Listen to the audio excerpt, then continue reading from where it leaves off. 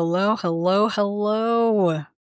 And happy good morning, good afternoon, good evening, Sunday, Monday, Tuesday, whatever day you might be listening to today's podcast. I hope it is a good one. It is a beautiful, cloudless, sunny Sunday on the day of recording here in Atlanta. I am your host. I am DL White, host of the Bookcast, and this is episode 134 of my platform for sharing short fiction and updates on life as a self-published author. I write Black love, a little bit of Black mystery, you know what I'm saying?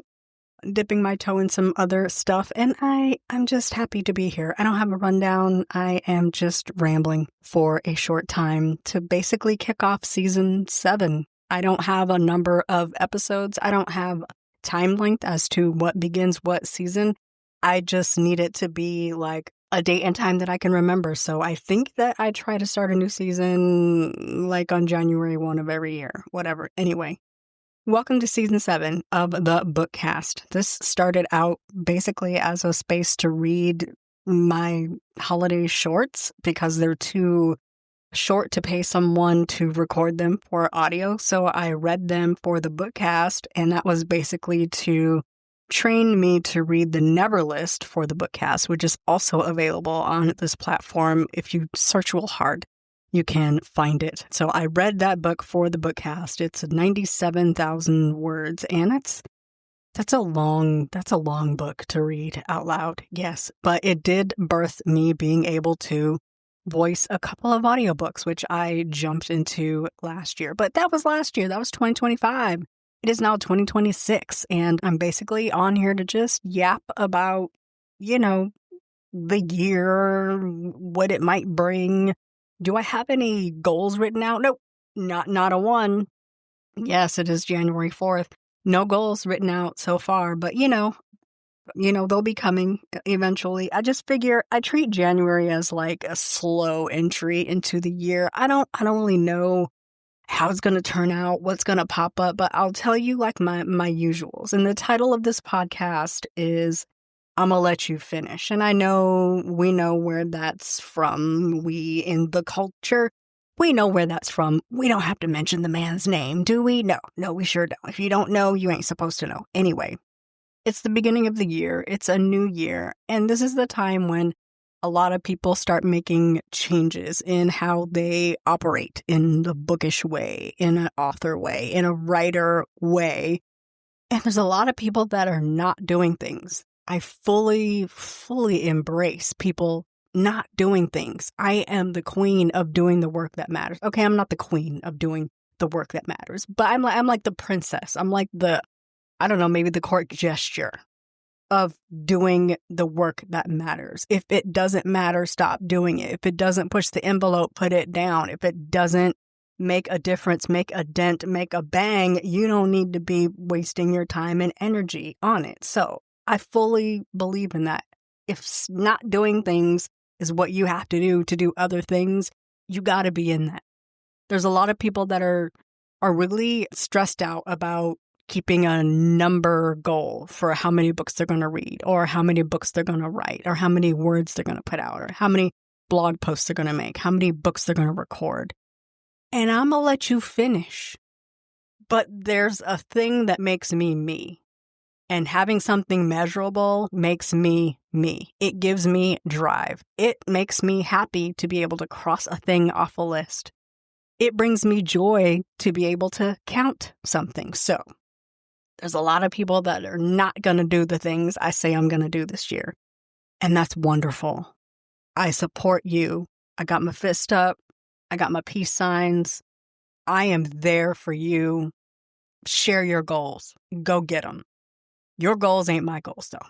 Your wants are not my wants. The things you're going to stop doing are not the things I'm going to stop doing. Because your girl is all about a Goodreads goal. You know what I'm saying? Now, here's the thing. Here's another thing. I know everybody's switching over to the story graph. I believe in the story graph. It's Black owned. It's not owned by Amazon. I believe in it. I just don't like it. I'm a creature of habit. I've been doing the Goodreads challenge since like 2008. I mean, it's an institution. I don't plan on leaving Goodreads ever. Okay. And so Goodreads goals are part of my personality. It's a thing I do because I love doing it. I don't read 100 plus books to read 100 plus books. I just be reading 100 plus books and I count them. You hear me? You hear what I'm saying? I'm not letting a goal stress me out. However, when I'm at a point where I'm counting books and it seems like I'm behind on the goal that I set for myself, I do get a little bit stressed out. And that's when I tweak the goal. I tweak the goal to match my performance, as we say. And then life slows down and I start reading more books than I really need to hit a goal. And I tweak the goal again. That's just how it works for me. That's what keeps me going. That's what gives me the verb, the verbe, the joie de vivre. I don't speak French. I just like those words. I like how they sound. That's what keeps me going. So, as usual, I set my Goodreads goal on January 1 every year. It's like tradition. It's the first thing I do on January 1 of every year. Set my Goodreads goal. I usually set it at 100. I've set it at 100 for like the last 5 years, and the last 5 years I've been at 155, 175. I hit like 220 books read the first year of COVID-19 because I needed something to do with my brain. Accomplished. This year I set it at 150. That's a very easy goal for me to hit. I have so far read a book a day. So I've read, well, today's January 4th. Let me look at it. I have read 3 books. So January 2nd, January 3rd, January 4th. It took me 2 days to read the first book of the year, which was Kin by Tayari Jones, who everybody knows. If you don't by now, you need to get to know me. She is one of my favorite authors. She is an Atlanta-based author. I love her to life. I just absolutely adore the woman and her writing. So, of course, when Tayari has a new book coming, we grab onto it. So I read Kin. It was delicious. It was wonderful. Really, really liked it. I'm holding up on reviewing it because I'm hoping that I get an advance listener copy of the audio because I really want to hear it, to go through it one more time before I do my review of it. But suffice it to say, my first blush was great. It is like, it's not an easy read, but it is a really good one. It's good to just like dig your fingers into. And like, I don't want to look at a New York Times bestselling author and say, I see their growth like an a-hole. But this book is very different from An American Marriage or Silver Sparrow or The Untelling or Leaving Atlanta. It's quite good. Quite good. It's just different. And it's like a level up, which I truly enjoy. Like, there are some books that are just classic this author. Like, no matter how differently Karen Slaughter writes, she's always Karen Slaughter. John Grisham is always John Grisham. Robert Dugoni is always Dugoni. But there are some authors that like grow and change and dip their toe into something a little different. And I really enjoy that. So Ken was great. Then I read Kendra Elliott's No One Knew. Kendra is a auto-buy author for me by now. This is book number 2 in the Noelle Marshall series. And Noelle is, I think, a detective. I can't keep them all straight. But this is really good. One of the things that I do that kind of drives me nuts, and I refuse to stop doing it, is I don't read blurbs. Especially from my auto-buy authors. I see the name and I immediately snatch it up because I know I'm going to enjoy it. I should have read the blurb for this book, but honestly, if I had read the blurb, I probably would have put this off. It's very militia-y. It's very Boogaloo Boys-y. It's very white nationalist-y. And I'm so super good on those topics. It's a very good book. It's very well written. I got the audio. It's extremely well performed. But sometimes the topics just makes my eyes glaze over and my ears stop up. So I pushed through it because it's Kendra Elliott. If it were anybody else, I would have put it down because I'm not pulling myself through that for just anyone, but it was enjoyable. I gave it 4 stars because it was very well written, and also because it's not Kendra Elliott's fault that I refuse to read blurbs. So, and then I just today, like minutes ago, before I came into this booth, welcome back to the booth, by the way, I listened to Champagne Taste on a Bad Boy Budget by Zuri Day. I believe this came out on New Year's Day or like December 30th, somewhere thereafter. Super good. Super good. It's very fun. It's steamy. It's produced by Afterglow Books, so there's some romping in there. A really good story. I loved it. It is reminiscent of Calculated Risk. If anybody needs a hint as to what it's about, if you have read my book, Calculated Risk, which is now available in ebook, print, and audio, and it's now available wide. It's out of Kindle Unlimited. Praise the Lord. So I just minutes ago finished that. It's very well done. I found the audio to be a little bit stiff, but if you speed it up some, it's not so bad. If you listen to it at 1x, it is very stiff and enunciated. But I sped it up some, and that helped quite a bit. It is quite a good story. Really, really enjoyed it. If there's a Zuri Day, I'm probably going to grab it. So lots of books coming up in 2026 that I'm really looking forward to. And I'm going to read them all and I'm going to count them all because that is a thing I do and it makes me me. The other thing I do is I make a goal for how many books I'm going to write each year. Do I know what I'm going to write this year? No, not so much. I do have one idea for a book that I'm going to try to write and have out in time for Black Romance Book Fest in May, which means I need to start writing it in January so that I can get it to editor Kai. I think we agreed on the end of March. Could be, but I need to look back on my email to make sure that I don't miss her deadline. So I need to have it back like early to mid-April. So I think we agreed on early March, late March. I don't know. But when it's done, I'm going to get it to her.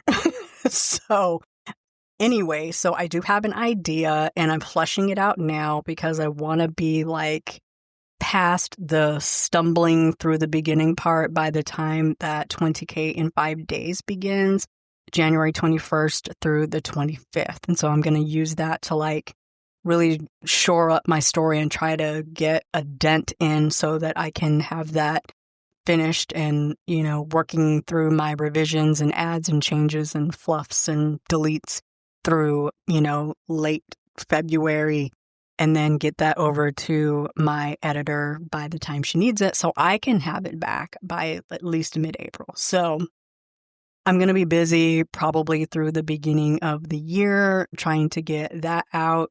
2 and a Possible is always my goal for a year, but I also really want to keep working on doing shorter works and having shorter books out there for people to grab onto to see if they like my writing and they would like to take a chance on books by D.L. White.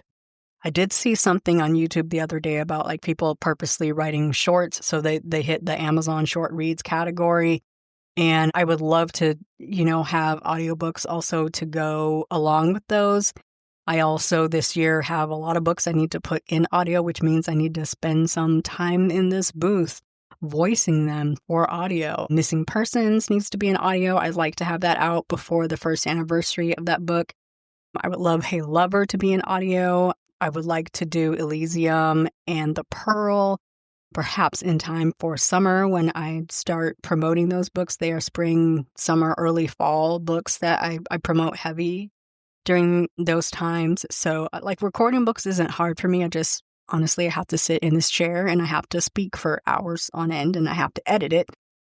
But it's much faster when I do it myself than if I were to send it out and have it done. So I cannot afford audio. I mean, can I afford audio? Yes, if I put it on a credit card, but I'm just not willing to go into debt for books. So doing them myself is going to be the move. I don't have a clue as to if people enjoy them, but if you would like to listen to them in audio, that's what's going to be available. So 2 and a Possible, 2 full novels, and probably a holiday short, in addition to audiobooks I need to put out, in addition to anything short that I want to read, just to like have these things like just hit me, just like, oh, I'd like to write a story about this. And then I push out, 37,000 words on this. In addition to fan fiction, I still write and sync fan fiction, and Lord knows when a story might hit me. I'm actually in the middle of a story I haven't updated in months and months.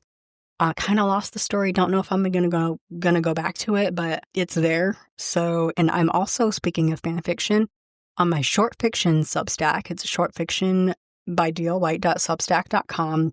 I am, through January 10th, a chapter a day is posting to finish up a misadventure in Cloudcroft, New Mexico.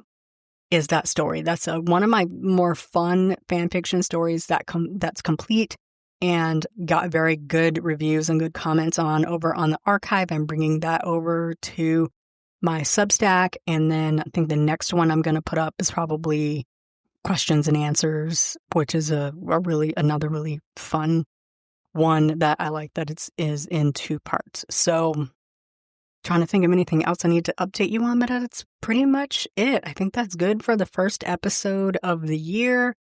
Setting our intentions and laying our goals out. I'll probably have some things really more, fleshed out as the year goes on. And my year, technically for me, starts on my birthday. So I kind of use January and February to float things out there, see what the mood is, see what I feel like doing. And then I use, basically March through February of the following year to push all of that out. I do still have Potter Lake 4, and it just isn't coming. I don't know if I need a short to bridge where I am to where I want to go. I feel like that series has too many shorts already. It has 2 holiday shorts, and so it needs a full length. I'm really still working on it. The story just isn't gelling in my mind, and so I'm not ready to write it. And so, we're going on year 3 of trying to write that book. But, it took me 5 years to write book 3 in the Black Diamond series. And so I'm just really feeling like I want new characters. I want to write new people. I just get in a mode where I feel like I'm writing the same people over and over again, and I don't want to get in that rut, So I want to write new people and new situations and new attitudes and new structures and push myself and be more bold and be more forward and write better books. The books can always be better, So anyhow, it is 5:09 p.m. here on a Sunday, and it has not been kava o'clock in quite some time. I haven't had kava in a long while. I feel like I haven't had it since I first moved into this house in July, and it's between kava and Jason's Deli, but I might have to correct that. I don't know, but I also have leftover pizza, so I could also dig into that. I don't know. But what I am going to do is I got to do something with my hair because I'm back to work tomorrow. Cry. I've been off work since December 18th. So I don't even know if I know how to log into my machine. It's been in my bag, literally been in my bag since December 18th. It's been sitting downstairs for 2 weeks. So, but it was a good break, a really, really good break. I needed that. I got my downstairs all furnished. My house is coming together. And so downstairs is good. I'm going to move, I think I was saying a few weeks ago, last week, going to move back upstairs and work on making my bedroom just a really cozy, luxurious place I prefer to be because I hang out so much more in my bedroom than anywhere else in the house. Get my office together because we are a cameras on kind of company. So, I want my office to look, really inviting and cozy and just really enjoy, my goal for this year is just to continue making my house a place I prefer to be. And that's going to be really fun. So I have things to do. I have garbage to set out. I have hair to wash. I have food to eat. I gotta find a great show and I'm just gonna chill for the rest of the evening. And I hope that is what you plan to do as well. I know that this world is mad wild. Mad wild. And I just hope that in times of upheaval and peril and not knowing which way is up, that you look to art to settle your mind and your soul and, give yourself a little place to escape. And if you have your choice of art, I 100% hope that you look to mine. Booksbydlwhite.com is where you can find all of those. You can also find some shorts and ramblings and sometimes funny things on my Substack. It's authordlwhite.substack.com. You can find me anywhere on the web at author_dlwhite or authordlwhite. I won't say anywhere on the web. I'm on Instagram, Threads, Blue Sky, a little bit here and there on Pinterest, a little bit here and there on TikTok, and also Facebook. So come and find me. If you like my books, let me know. If you hate my books, put it in the review because I don't be reading those. I hope you all have a very wonderful week. Return to work if you've been off, and we'll talk soon. Bye-bye.